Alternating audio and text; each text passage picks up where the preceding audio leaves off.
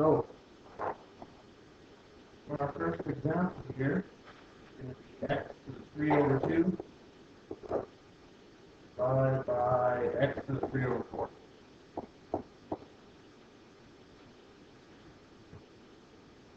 Once you have something like this, basically how all your questions are going to look. All we have to do is look back to our nice little list here. We have our division law right here, x to the m over x to the n. All we do is subtract the exponents, right? You guys remember who starts with exponents? It's number. Yeah. So, because we're dividing here and our base is the same, we can just go ahead and rewrite it as x to the 3 over 2 subtract 3 over 4.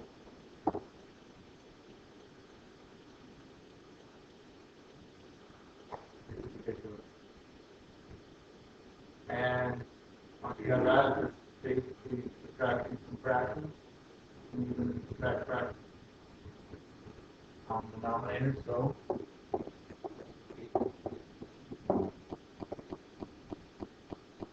what's our first total fraction going to be? 3 over 2 multiplied by 4. We don't even need it. That's 12. And the other one we multiply by 2, bring it 6. Hey, you're still going to get the same answer. Still going to get the same answer. You can do it with 4. You can do it with 15, 32, 128. Okay. You get the same answer. What's 12 over 8 minus 6 over 8? 6 over 8 here, which reduces down to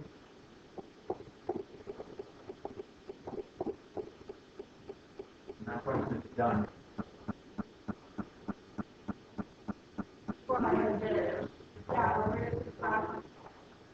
This is a rational exponent. 3 over 4 is a rational number. It's an exponent. It is a rational number. I have to go over this every day. If we did 12 over 8 minus 6 over 8. Oh. Yes.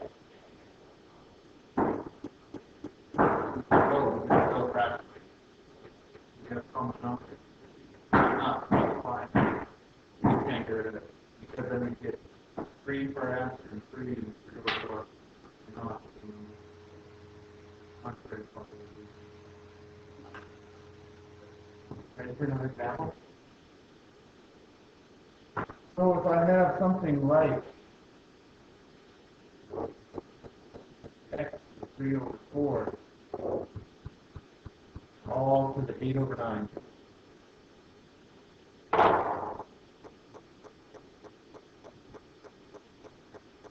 How do I go about doing this? Look back to our laws. We have this one, power raised to another power. I can multiply them. So, you would get x, 3 over 4 times 8 over 9.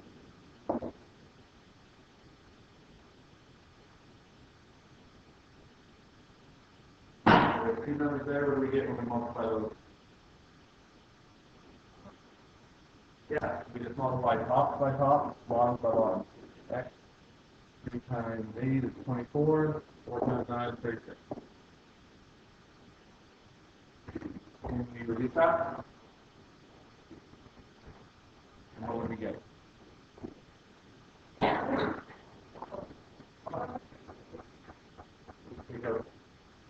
Yeah, we take 12 at the top, there's 2 12s at the top, we have 2, 3 at the bottom, we have a 3.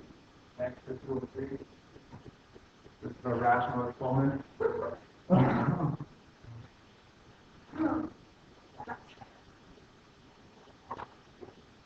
Alright, before that, we want to do some other examples.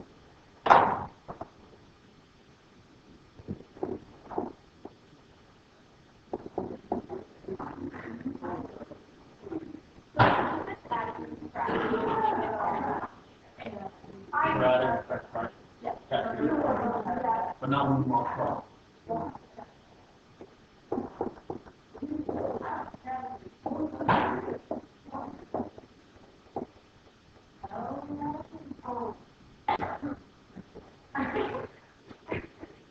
Now I'm recording.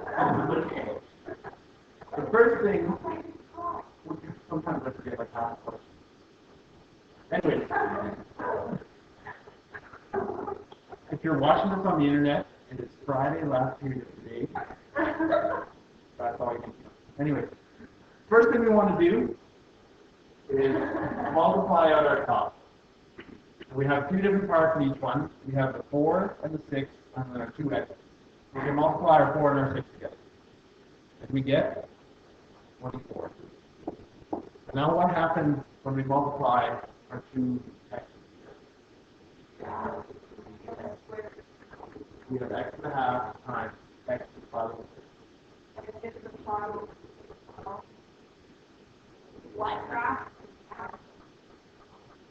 We add our total, right? So I'm going to get x to the 1/2 plus 5 over 6. And then the bottom stays unchanged for now.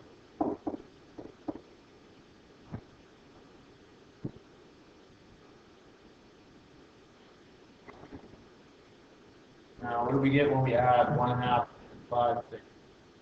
What do we want to do? What's our common denominator going to be? 6. So what does 1/2 become? 3 over 6. And our 5 over 6, 6 stays the same.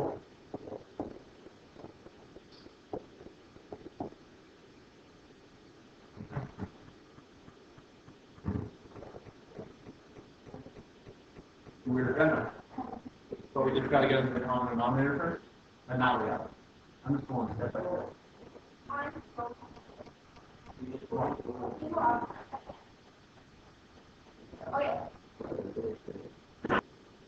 So we add, we get 8 over 6.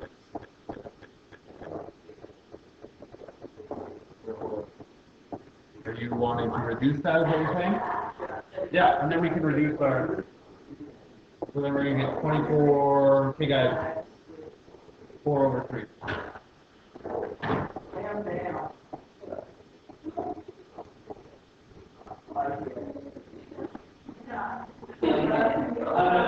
Okay, guys. So we added our 3 over 6 and 5 over 6, that's 8 over 6. And then we had the great idea to reduce it. We did that, and then we didn't. And then we write it down. Okay. So now that we're here, 24x, 4 over 3 divided by 12x, the negative 2 over 3. We can divide. So yeah, we divide the 24 by the 12, we get 2. And what happens to our exponents for our x? Subtract them, so we're going to get 4 over 3, subtract negative 2 over 3.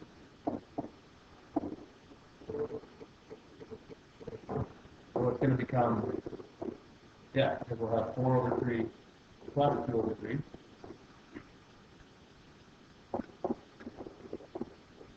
And we get 6 over 3. We get 1? 3 over 2. We get 2. Yeah, we get 2 over 1, so that's 2. So we get 2x squared for our next.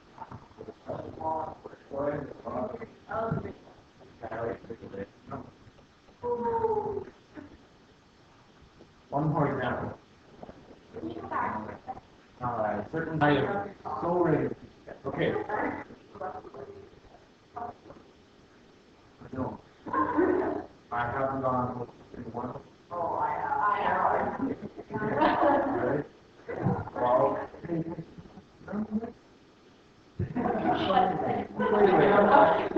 okay, this example, see, now we're recording all of this.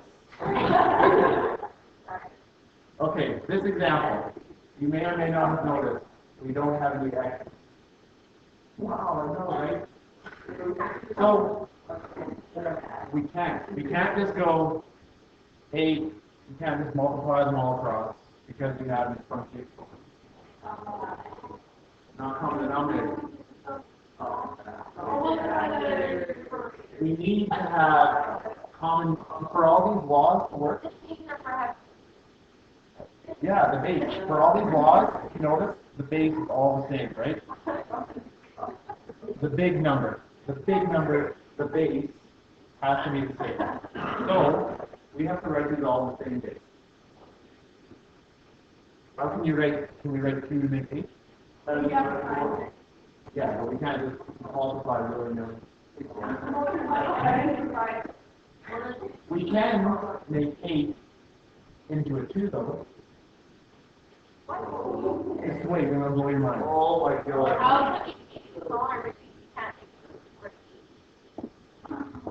What's that? We can rewrite 8 as 2 because 8 is just 2 to 3. But now 4 is the problem. Do we? How do we make 4 into 2? 2 squared. Yeah. Oh, you need to go.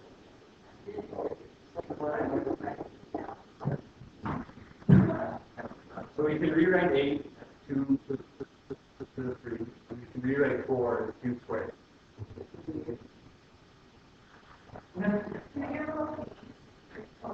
Yeah, and then we can multiply our exponents here and here. First, to get rid of those. So what's 2 over 5 times 3?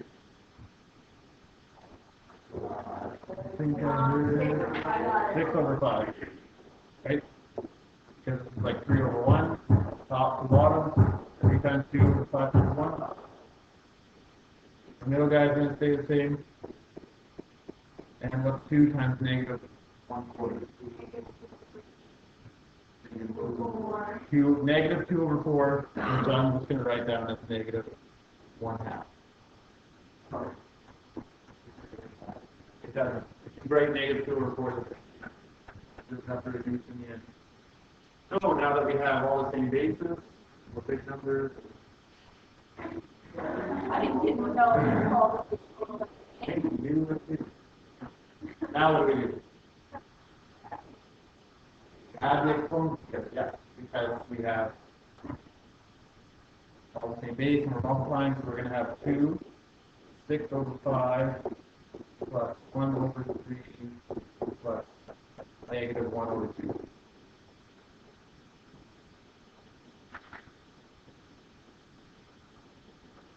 And what do we got to do to add those? Common denominator.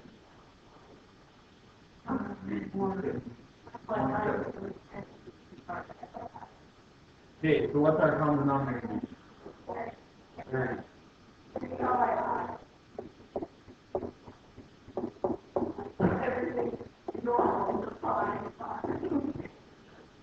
So, we make 6 over 5 become the denominator of 30. What do we get on the top?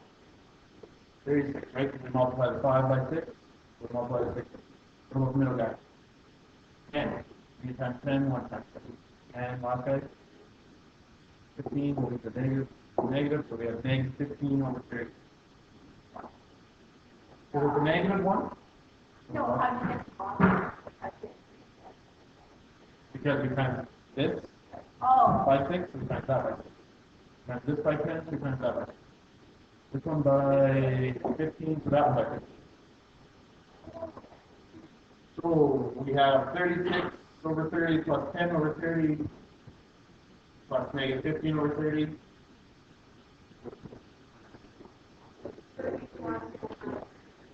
31 over 30. After we figure all that out.